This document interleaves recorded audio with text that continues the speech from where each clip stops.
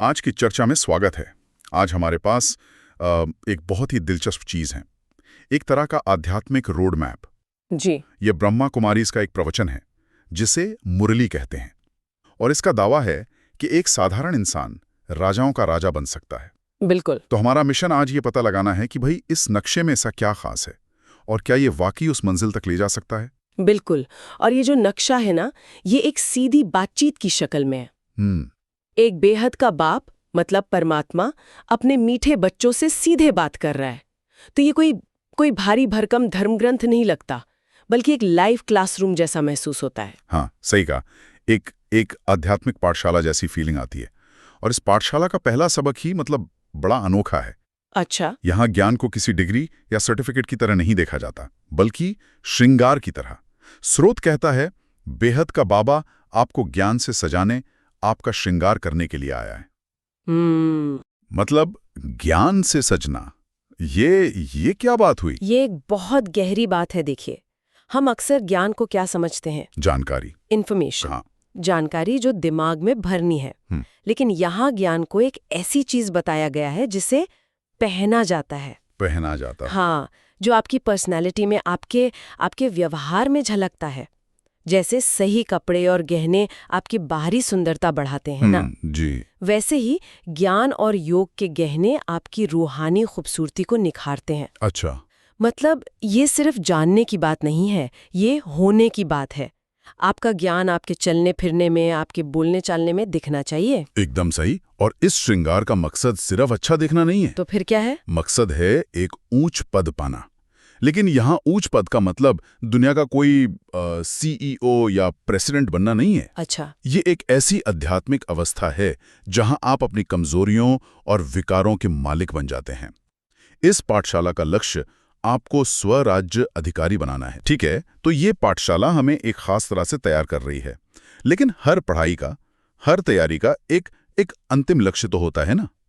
यहाँ वो क्या है? यहाँ अंतिम लक्ष्य है वापस घर, स्वीट होम, मुक्ति धाम जाना। मुक्ति धाम? जी। इस दर्शन के अनुसार आत्माएं असल में एक शांत प्रकाश की दुनिया मतलब घर से आई हैं और इस दुनिया के नाटक में अपना पार्ट प्ले कर रही हैं। अब नाटक पूरा होने वाला है और घर वापसी का समय है। और इस घर वापसी के लिए कोई टिकट या वीजा तो लगता होगा? हाँ, और वो वीजा है पवित्रता। पवित्रता? जी। स्रोत में बहुत ही सीधी और शायद कुछ लोगों को थोड़ी चौंकाने वाली भाषा का इस्तेमाल किया गया है।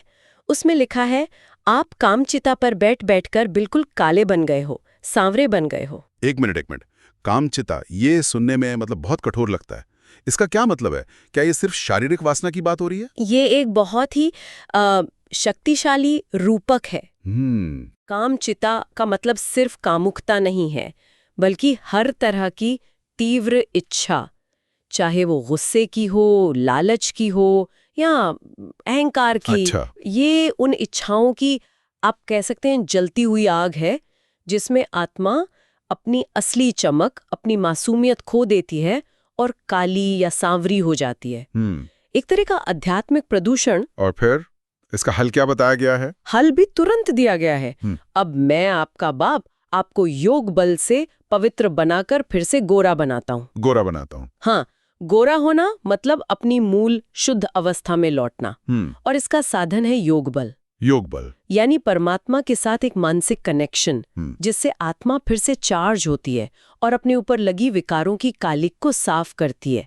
ये एक तरह की रूहानी ड्राई क्लीनिंग है।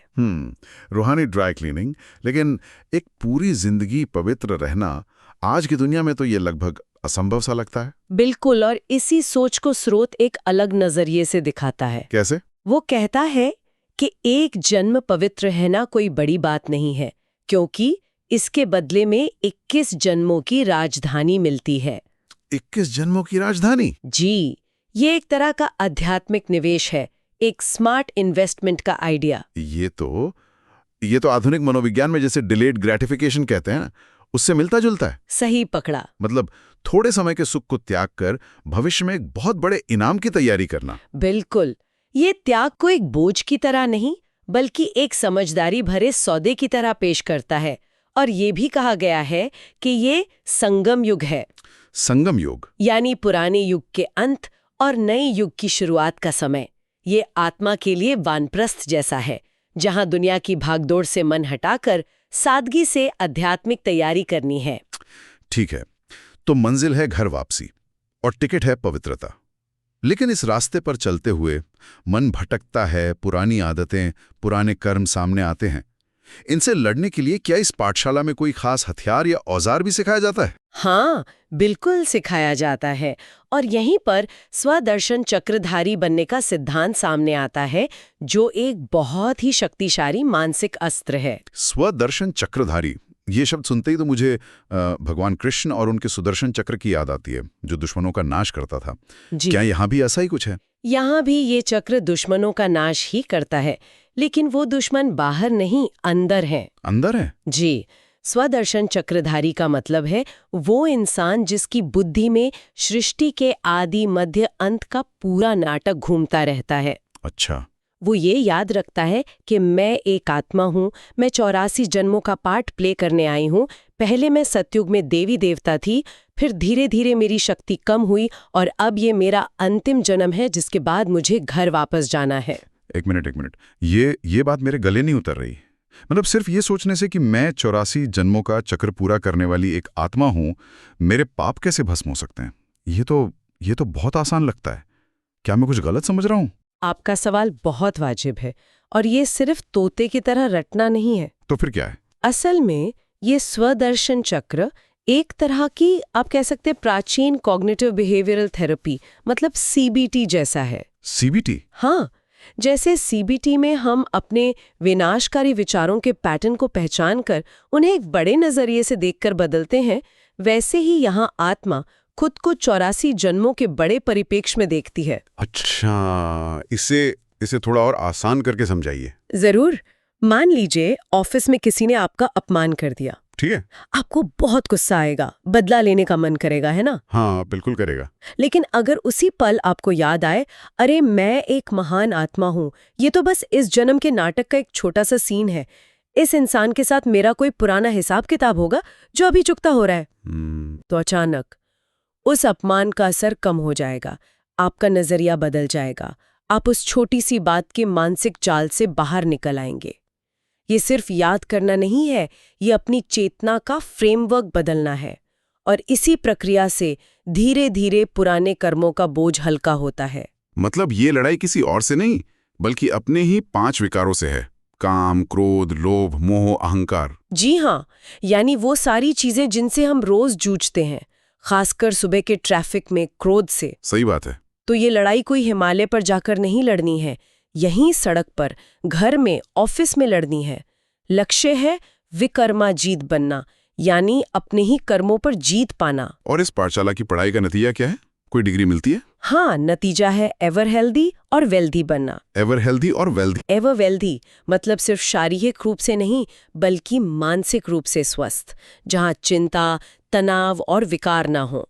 और वेल्दी का मतलब सिर्फ पैसा नहीं, बल्कि ज्ञान, गुण और शक्तियों के खजाने से भरपूर होना। और इन सब का अंतिम परिणाम है राजाओं का राजा, लक्ष्मी नारायण जैसा ऊंच पद पाना। चलिए अब इसे रोजमर्रा की जिंदगी से जोड़ते हैं। इस ज्ञान का व्यावहारिक रूप क्या है? स्रोत कुछ मुख्य बातें बताता है। एक तो यही, स्वदर्शन चक्र फिराकर अपने पापों को भस्म करो। लेकिन दूसरा बिंदु बहुत ही प्रैक्टिकल है। कौन सा? किसी भी परिस्थिति में रोना नहीं है, क्योंकि रोने का मतलब है फेल हो जाना। ये रोना नहीं है वाली बात बहुत गहरी है। हाँ। इसका मतलब अपनी भावनाओं को दबाना नहीं है, जैसा कि अक्सर लोग समझ लेते हैं। इसका मतलब है अपनी भावनाओं का मालिक बनना। यहाँ रोना लाचारी का, निराशा का और हार मान लेने का प्रतीक है। तो ये एक तरह से इमोशनल इंटेलिजेंस या भावनात्मक स्थिरता की बात हो रही है। बिल्कुल। ये ज्ञान आपको सिखाता है कि जीवन में आने वाली हर मुश्किल परिस्थिति एक इम्तिहान है, एक टेस्ट। हाँ, एक टेस्ट। अगर आप उस परिस्थिति से घबराकर, निराश होकर रोने लगते हैं, तो मतलब आप उस इम्तिहान में फेल हो गए। आपने हालात को खुद पर हावी होने दिया। सही। लेकिन अगर आप शांत रहकर ज्ञान की मदद से उसका सामना करते हैं, तो आप पास हो जाते हैं और मजबूत बन जाते हैं। ये आज के दौर में जिसे इमोशनल रेजिलियंस कहते हैं, उसे बनाने की विधि है। इस स्रोत में एक वरदान भी है जो एक तरह से आज का विशेष सबक लगता है। सदा मोल्ड होने की विशेषता से संपर्क और सेवा में सफलता मूर्त भाव। इसमें कहा गया है कि जो समय और व्यक्ति के अनुसार खुद को ढाल लेते हैं वे रियल गोल्ड यानी सच्चे सोने की तरह हैं। ये अनुकूलनशीलता मतलब अडेप्टेबिलिटी का सिद्धांत है। सोना बहुत कीमती और मजबूत होता है ना? लेकिन उसकी सबसे बड़ी खासियत ये है कि उसे किसी भी आकार में ढाला जा सकता है, वो टूटता नहीं है। सही। इसी तरह एक आध्यात्मिक व्यक्ति अपने सिद्धांतों पर पक्का रहते हुए भी अलग अलग तरह के लोगों और सिचुएशंस के साथ एडजस्ट करना जानता है। लेकिन क्या हमेशा मोल्ड होने या ढल जाने का एक खतरा ये नहीं है कि व्यक्ति अपने सिद्धांत ही खो दे? मतलब लचीलेपन और बिना रीढ़ के होने में एक बहुत पतली सी रेखा है। ये दर्शन उस रेखा को कहाँ खींचता है? ये बहुत अच्छा सवाल है। यहाँ मोल्ड होने का मतलब अपनी वैल्यूज या सिद्धांतों से समझौता करना बिल्कुल नहीं है। तो फिर? इसका मतलब है अपने व्यवहार और कम्युनिकेशन के तरीके को बदलना। जैसे पानी, उसका स्वभाव शीतल है, लेकिन वो बर्तन के हिसाब से अपना आकार बदल लेता है। वैसे ही एक ज्ञानी आत्मा का मूल स्वभाव शांत और प्रेमपूर्ण रहता है, लेकिन वो किसी बच्चे से बच्चे की तरह और किसी बड़े से बड़े की तरह बात कर सकता है। ये सेवा के लिए जरूरी है। आप अपनी शर्तों पर किसी की मदद नहीं कर सकते। आपको सामने वाले के स्तर पर आकर उसे समझकर ही मदद करनी होगी। यही सोने की तरह ढलना है, जो अपना मूल्य खोए बिना आकार बदलता है। और अंत में एक स्लोगन है जो इस पूरी बात को समेटता है, जहां सर्वशक्तियां हैं वहां निर्विघ्न सफलता साथ है। ये एक बहुत बड़ा रिवर्सल है। हम सोचते हैं कि सफलता मिलेगी तो शक्तियां आएंगी। हाँ, आमतौर पे तो यही सोचते हैं। पर ये कह रहा है कि पहले अपने अंदर शक्तियां जमा करो, शांति की, सहनशीलता की, प्रेम की, फिर सफलता बिना किसी रुकावट के आपके पीछे आएगी। सफलता आपका लक्ष्य नहीं, बल्कि आपके शक्तिशाली बनने का बाय प्रोडक्ट बन जाएगी। तो आज हमने इस आध्यात्मिक रोड मैप के कई पड़ावों को समझा। शुरुआत हुई ज्ञान के श्रृंगार से, जो सिर्फ जानकारी नहीं बल्कि व्यक्तित्व का हिस्सा है। जी। फिर हमने मंजिल देखी, पवित्रता के वीजा पर घर वापसी। और इस सफर का सबसे शक्तिशाली औजार है स्वदर्शन चक्र, जो एक तरह की कॉग्निटिव थेरेपी है अपने मन को साधने की। सार यही है कि ये एक आंतरिक इंजीनियरिंग का कोर्स है। ये आपको बाहर की दुनिया से भागना नहीं, बल्कि अंदर की दुनिया को जीतना सिखाता है, ताकि आप इसी दुनिया में रहते हुए एक बेहतर, शक्तिशाली और दिव्य जीवन जी सकें। सही। ये जीवन को बेहतर बनाने का एक व्यावहारिक खाका है। इस पूरी चर्चा के बाद एक सवाल मन में घूम रहा है। ये स्रोत बार बार विकर्माजीत बनने पर जोर देता है, मतलब अपने ही कर्मों और कमजोरियों पर जीत पाने पर। हाँ, जो शायद दुनिया की सबसे मुश्किल लड़ाई है। बिल्कुल। और ये मुझे सोचने पर मजबूर करता है। हम एक ऐसी दुनिया में रहते हैं जो बाहरी उपलब्धियों पर टिकी है। कितने फॉलोअर्स, कितना बड़ा घर, कौन सा प्रमोशन मिला। जी। जरा सोचिए, अगर हमारी दुनिया में सफलता को आंतरिक विजयों से मापा जाता तो क्या होता?